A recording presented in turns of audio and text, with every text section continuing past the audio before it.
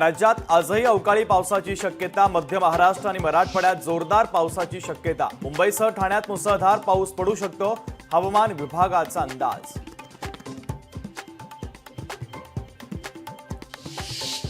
बीड जिल्ह्यात एकीकडे अवकाळीचा तडाखा तर दुसरीकडे पाण्याची समस्या कायम। तळे आणि विहिरींनी तळ गाठल्यानं पाण्याची टंचाई।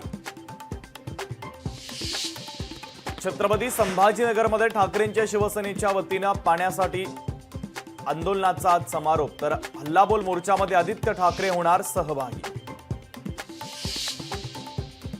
शिवसेना पुन्हा एकदा महाविकास आघाडीला धक्का देण्याच्या तयारीत। महाविकास आघाडीसह ठाकरेंच्या शिवसेनेतील काही महत्त्वाचे नेते शिंदेंसोबत जाणार। मुंबई क्रिकेट असोसिएशनकडून शरद पवारांचा सन्मान। वानखेडे स्टेडियममधील एका स्टँडला ज्येष्ठ नेते आणि बीसीसीआयचे माजी अध्यक्ष शरद पवार यांचं नाव। पाकिस्तानला साथ देणाऱ्या तुर्कीला भारताचा मोठा झटका। भारतातील प्रमुख विमानतळांवर हँडलिंग सेवा देणाऱ्या तुर्कीच्या कंपनीचं लायसन्स भारतानं केलं रद्द।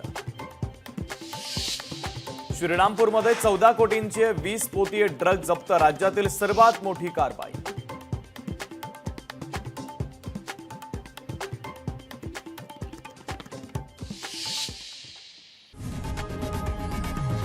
लोकशाही मराठी ऐका, पहा, जागरूक रहा।